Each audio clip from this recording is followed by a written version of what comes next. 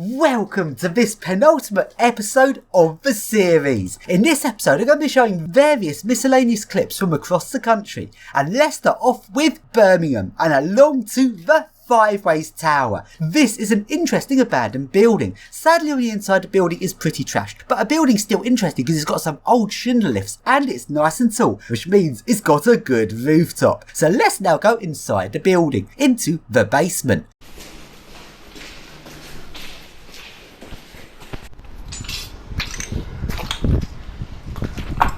And from the basement we managed to go up some stairs to a mezzanine courtyard level in the building. And from here we now enter into the building. This is the larger, lower section of the building which only goes up 3 floors. We go in on the second floor and this is what the building looks like. It is very trashed. Sadly it's been smashed a bit, but that is an 80s classic building.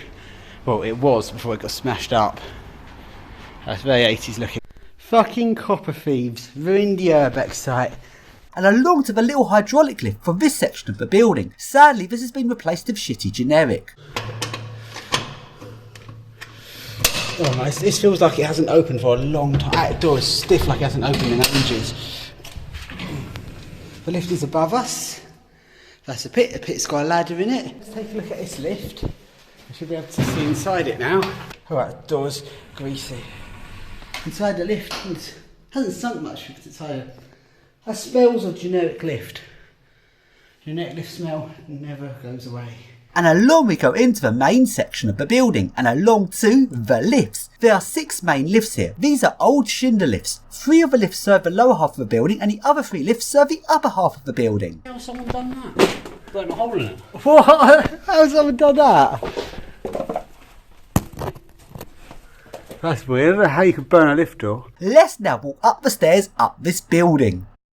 Here we are about a quarter of the way up the building. Very little floor space in each floor when you're in the tower itself.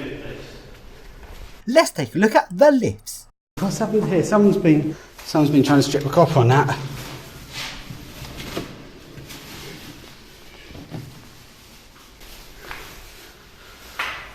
Oh, speaker. Oh, that's early circuit board days. That's 80s classic vintage style circuit boards. Hand-drawn traces on that. You can tell it's Schindler, just open it because listen. That's a Schindler sound. Then open it and only one of the 2 doors opens, so it's very Schindler. And you can see that his building is extremely trashed. Don't know. We're not the only urbexes. Oh, they're going in there. That's an easier way in than what way we took. Someone's turned the ventilation on.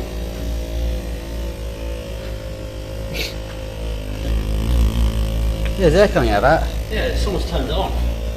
So we continue further up the building. We are about a third of the way up now. On this floor, only the 3 lifts serving the lower half of the building stop here. Going down, sir. Yeah, that lift's... Oh, that lift's 2 floors down. As for the 3 lifts serving up half of the building, these lifts have an emergency evacuation door into the lift shaft on this level. And now we go just beyond halfway up the building. At this point the building gets narrower and there is a little rooftop here. How far have we got to go yet? Oh yeah. Halfway. Window cleaner in there. That's a very old looking window cleaner. When the window cleaner comes out, the track stops. There's a little lift for a window cleaner. That is weird, I've never seen that before. You have a points for a window cleaner. Window cleaner lift to lift a window cleaner from its park position to its position to go around its track. Oh, that's it, it's a change points on window cleaner. That bit turns, that bit goes straight. Then that section there slots out one bit and it changes the points. It's a very weird set of points. So, as the rest of the building all looks quite similar and quite trashed, let's skip the rest of the building and we now go up to the top floor, which is the plant room level. I like to see 60 sort of office towers to get nice service spaces compared to modern buildings where it's just flat. And into the boiler room. Boiler room. There you've got pipes. And here we've got boilers. Beefy boiler. She's got some interesting stuff in here. Boilers there. What's in here? Humidifier.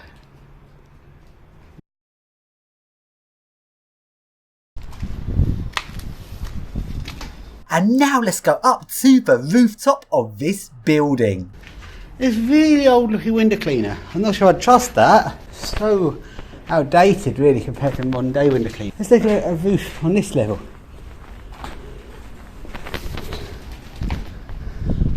got a turntable for your window cleaner.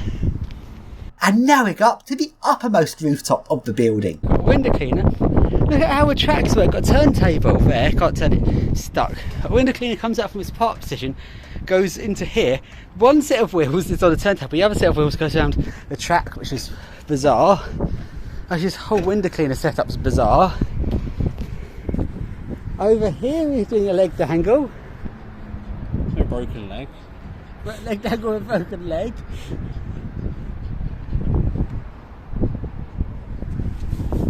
And is that a window cleaner?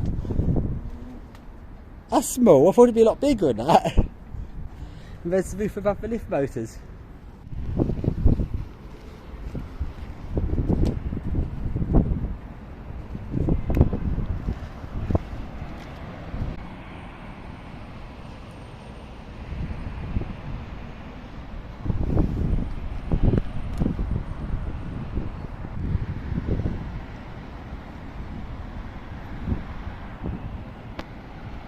Five-ways roundabout, nice posh hotels, a nice crane, tower over there, Beaton Tower over there.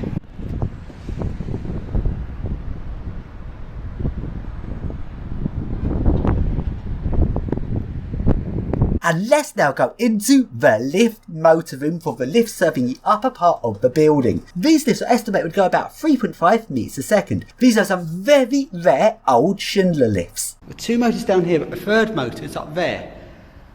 I don't know why they've done that configuration like that. Like, this extra lift doesn't go up an extra floor, so I don't know why motor's one floor higher. I think it's just for space reasons actually. Interesting, they had to build this extra concrete to put the third motor up higher. And let's take a look at the logic. Now these lifts are very interesting because I've never seen a logic like this before. This is an intelligent levelling lift done entirely on relay logic. When I say relay logic, it's done entirely on analog logic. So there's no processor here, but it's not entirely relay controlled. In fact, it's got a lot of different technologies here. In fact, you can see many different areas of technology all within this same logic, which is very unusual. So up here, we've got some main contactors. Then if we look down the side here, we've got some logic level relays. But as well as this, we've also got circuit boards. These are very old looking circuit boards with hand-drawn traces, but these have solid state analog components. And they've also got some thyristors. Now, having thyristors working alongside relay logic is something you just would not normally see. And as well as this, you also have these modules. Now, the most interesting thing about this logic is these modules. Having a look at these modules, they appear to have lots of wires and lots of resistors in them. This is because this logic, before the days of microprocessors, was actually solving a major problem that relay logics have. And that is, when you've got multiple lifts in a set, how do you decide which lift responds to the call? This is the dispatching problem, because normally on relay lifts, it's done on a very simple basis. Usually when you press one of the buttons, one of the relay lifts gets the call, depending on certain numbers of factors, usually quite simple factors. Then at certain points if it decides that a lift gets too busy, the calls then get merged between the different lifts, turning it into a lift race. This means that if the lifts are very busy, generally speaking, you just get any old lift that's coming to your call. But if the lifts are very quiet, usually your call is just diverted to one of the lifts, but that one lift that your call is diverted to might not be the most efficient lift for you. The lift could be at the other end of the shaft, and there could be a closer lift to you. There's no way of the relay logic counting which lift is closest to you. This is the problem being solved on this lift logic. This lift logic uses these modules full of resistors, and this is working on resistor potentials. This means that the amount of resistance gets changed on different circuits based on where the lift's being called to determine which lift is best to respond to the call. So the resistance can be changed based on which direction it's going, how busy the lift is, how far away the lift is, and this is how you have all these resistor models joined together to create these resistor circuits, which ultimately then decides which lift has either the least or most resistance depending which way it's set up. This allows it to tell which lift is the most desirable to respond to a landing call. Now that would have been very advanced for the time, very much pushing the limits of what you could do without microprocessors, and it also sadly means very hard to maintain because only some of the most expert engineers of the time would be able to decipher this logic because it's so complicated. This means as relay logics become a thing of the past, this is the sort of logic to go obsolete the first, simply because it's so obscure and requires such specialist skills to understand how it works. Let's face it, some shitty mundane generic engineer who just wants to get the job done quick, who would would have some understanding of relay logic, obviously, but they wouldn't have a full, complete understanding of something like this, which is why I'm not sure if there's a single lift out there with this logic still working in the modern day. It'd be really nice if there was. I can remember going in a couple of Schindler R-series lifts that did intelligent levelling that were part of the set, which might have had this logic, but those were from a very long time ago and those have been modernised. So if you do know a working lift as a Schindler R-series with full intelligent levelling, please let me know, because I'd really like to visit one again.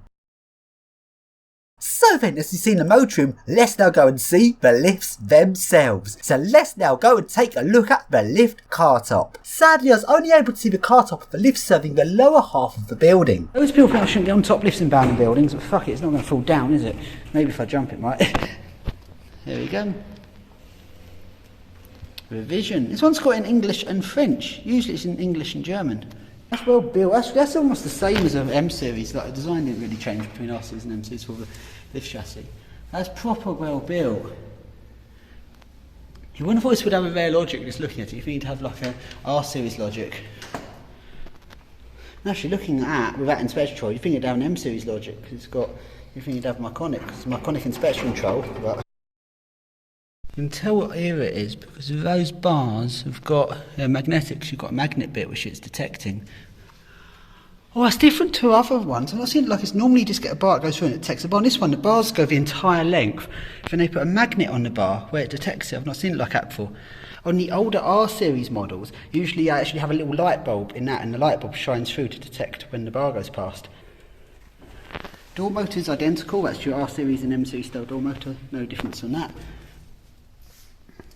It even ticks still, and we've got no power. We can still like classic Schindler tick. Yeah, we can get in that now. Floor 8. Now we can actually have a look inside this lift, see what it's like on the inside.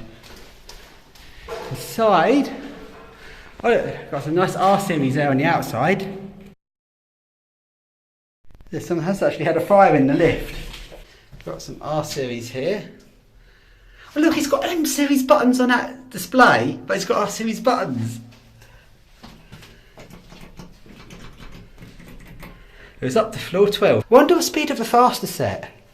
See, these ones are 2.5. Those faster set look more beefy in 2.5. I reckon the fast sets are going to be like 4 metres a second or something. Or 3.5 metres a second. And finally, let's take a look at the motor room of the lifts that only serve the lower floors, which only go halfway up the building. Motor generator. Another motor generator. Copperfield's probably going to take that. Smaller motors. So your lower set, 2.5 metres a second. Your bigger set, probably 4 metres a second. Judging by how much bigger the motors are on the tool set compared to this one. Take a look at logic, it's the same logic. Yeah, same one. Interesting. Big transformer down there. Each lift has 2 cabinets. The other cabinet's got this, just like the other one. We've also got here, we've got testing equipment, spare parts. Spare parts. So now we go along to the next destination, which is Manchester Media City! I wonder if Media City's going to get a lift surfed. What shall we surf in there first?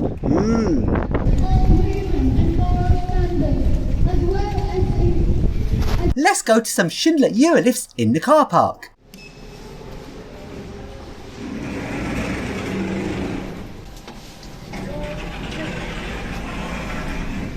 This is quick.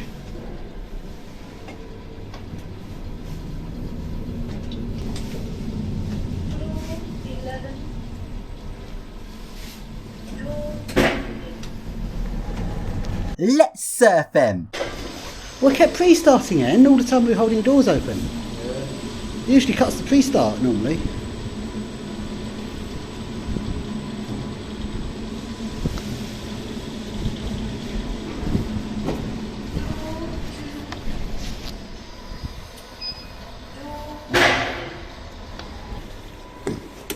Yeah, it should do it, Schindler.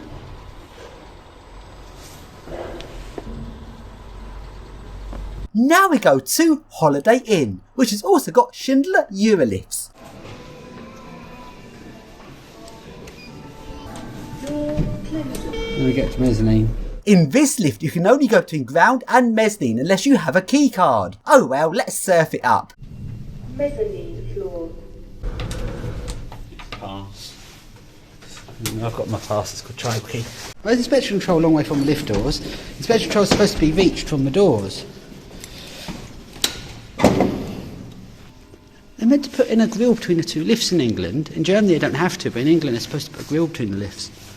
You jump between the lift cars, do the lift surfing definition on Wikipedia.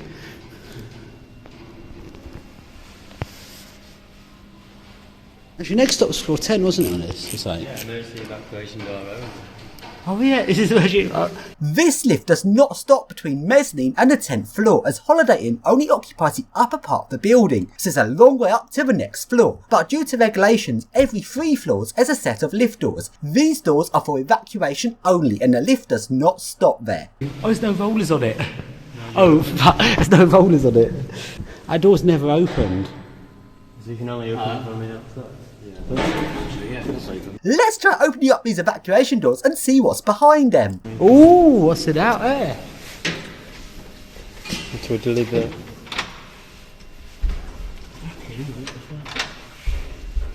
That's solid. We're fucked then. Let's just hope safety reconnects. Yeah, let's hope safety reconnects. Yeah, that's good. Imagine if it didn't.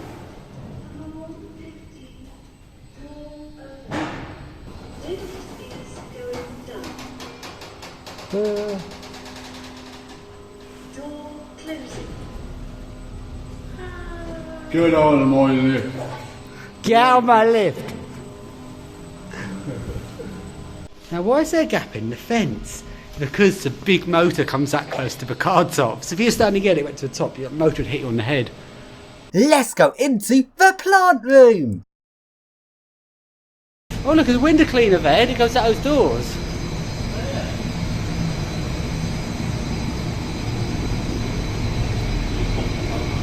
Christmas!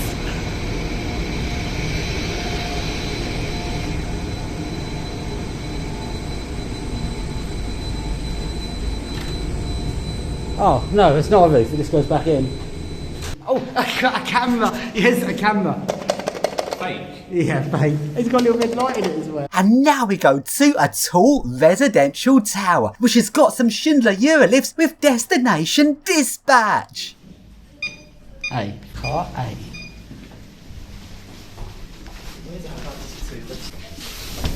What's in that panel there? That button? It's fire mode.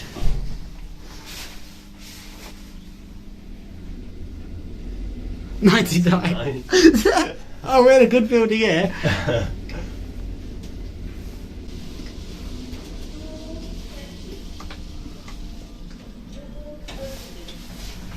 With these Schindler Destination Dispatch panels, a lot of people assume a lift has Schindler Marconic 10 when they see its panel, but more likely or not it doesn't. A Schindler Marconic 10 is actually a very rare old Schindler Destination Dispatch add-on for the classic Schindler Marconic V. And if you ever found a Schindler Marconic V with a Schindler Marconic 10 Destination Dispatch add-on, that would be very rare. But this button panel can actually also work with many other lift logics, such as Schindler Marconic TX, which is a rare version of Marconic, also Schindler ID, which is a computer-controlled system providing destination dispatch for other Schindler Marconics, and can also work directly with Schindler Marconic MXGC, which is the case on this lift. Schindler Marconic MXGC is a modern version of Marconic for Schindler Eurolift, Schindler 5500 and Schindler 7000. So this Schindler button panel can actually work with many different lift logics, not just Marconic 10.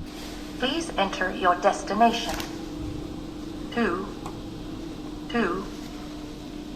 Take car A. Enter your destination. Entry not understood. Please enter your destination. Main floor. Main floor. Unable to allocate car at this time. Oh.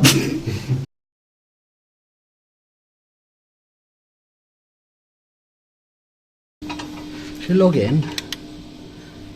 What? I've not seen it say that before. Oh, local, okay. Oh, because that's because destination dispatch. Oh, it's got special settings for that. Now we go along to the next building. The lower floors of this building are office floors, and the upper floors are residential floors. Despite how tall this building is, there's only one lift, which is a generic Leicester lift, and this lift serves both the office and residential parts of the building, which is a bit odd. T4, T3, what's on T1? What's T stand for? opening. Leicester. Going up. What? Penthouse? What is this strange building? It looks like offices, but it's flats. Look, For office level, Good okay. clothing. You use buttons on opposite wall for office levels. only 4. That is so strange. I'm guessing it's office or residential. European lifts using entirely English Leicester rubbish. Maintained by Emerson Management Services. Let's just see what this looks like on top. It's a bit unusual. It's penthouse. Penthouse floor. Doors opening. Going down. Penthouse level 2.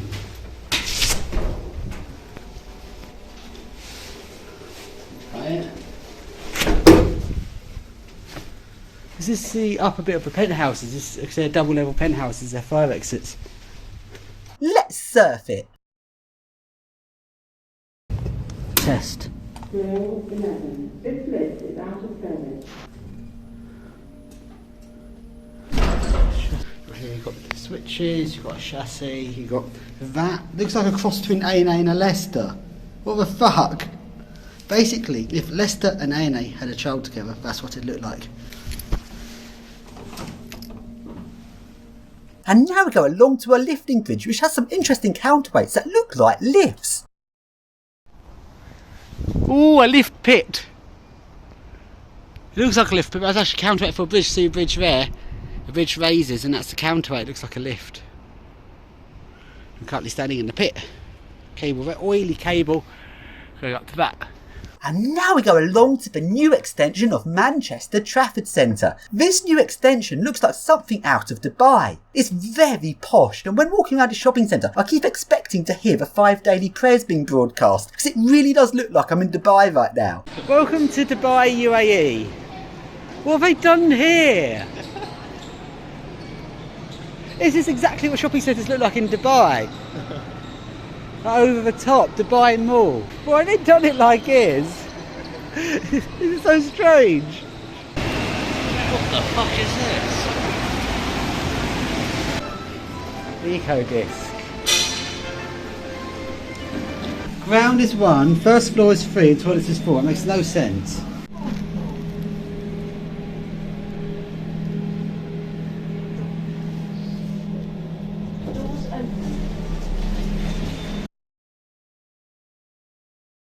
This is what pet you can buy. You can buy a lion to guard your house. Yeah, you can shag the lion as well. What? Lion, would you like something to drink? You have some of that, wherever that is. Would you like it? Come drink it. Okay, do your lift off. Nom, nom, nom. No, no one's seeing it. Oh, one person is.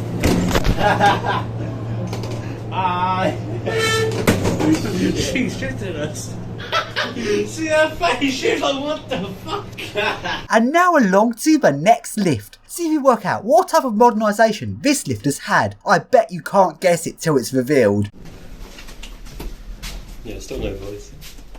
Goddamn me legs.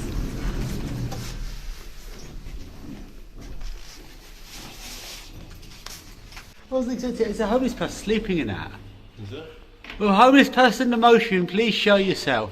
I'm someone doing a ghost video there. With the spirits in the motion, please let yourself known. I'm a nutty ghost hunter person. And it turns out it's a Gen 2. You wouldn't think it was a Gen 2 looking at that, would you? It's a fucking Otis Gen 2 it is! What? What the fuck's going on here? Where the fuck's a Gen 2 up here? Is it Gen 2 Logic? Yeah, it's Gen 2 Logic as well. It's got a little Logic cabinet like it's an MRL. What is this crap? That's your shaft Logic, and that's your Logic cabinet. It looks like an MRL cabinet. It's an MRL Logic cabinet.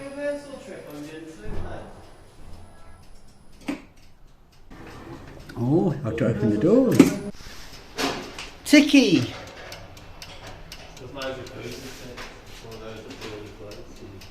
Welcome to your Academy Gen 2 thingy. Let's surf it.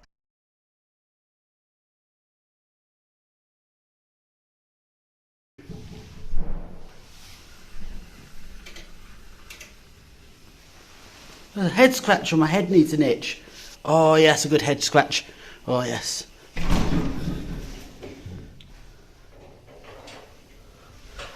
It's not even got Gen 2 rollers, it's got fermenter.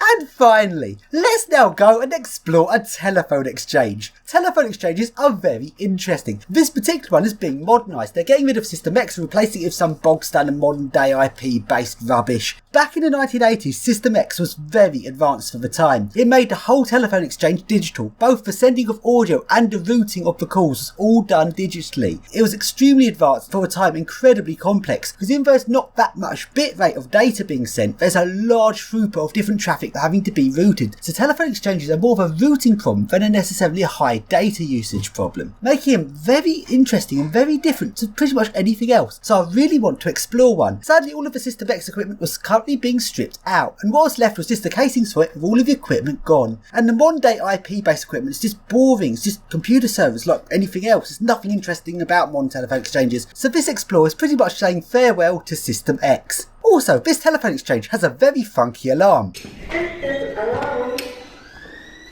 This way. System alarm. Can't get into the other building. Where's the step? That way on the left.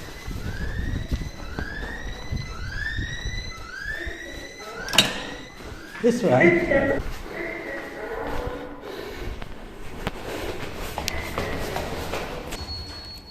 That's dead, isn't it? That's a shame. This has been stripped out, right? This is equipment.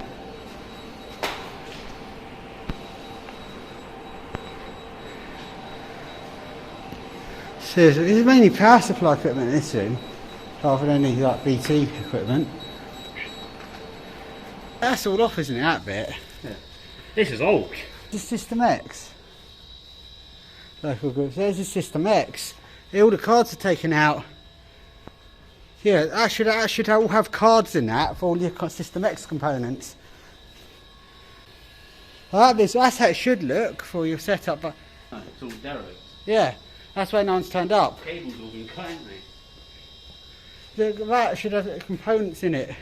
That's missing all its components.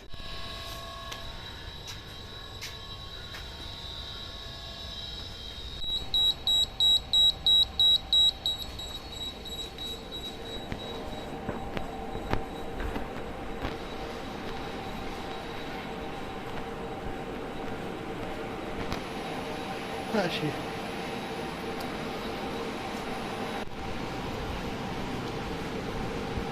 there's cameras, isn't it?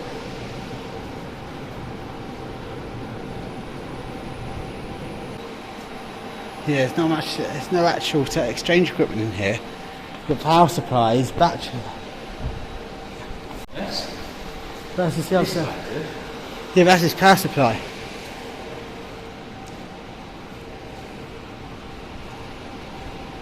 Yeah, this is not in use, mate. Are you sure? There's nothing in that building site, I think. It's empty. This is massive. That one. Yeah, it's stripped, isn't it? You're right. So where's the way down? Mate, this ain't in use. No, there's no telephone exchange equipment in here, is there? It's all empty. There's Yeah. nothing in it. All System X is empty. Yeah. Those are old. Those are. Where's that beeping? Probably because we're in the room. You know what I think it is? What? I think it's partly because they've still got the alarms for the exchange even though it's not in use. They've left them on. There's too much. And it works.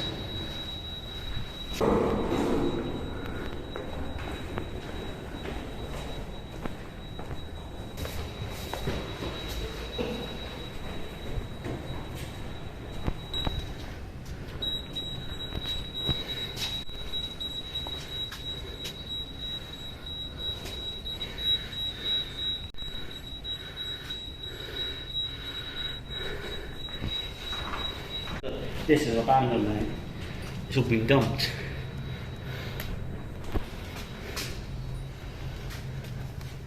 Is that empty? This is all dead. Got a staircase though. Where's the code for the key? What's this? Is that a... Where's that go? Oh shit. No, don't do that. Let's panic button.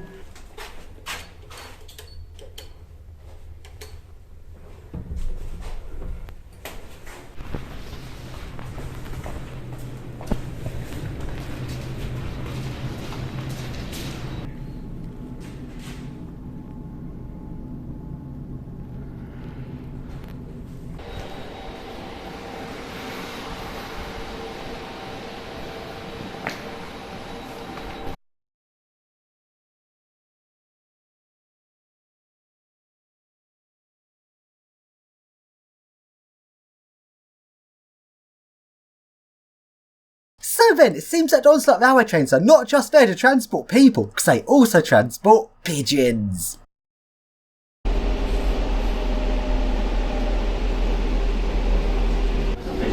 Yeah, he's going for a train ride.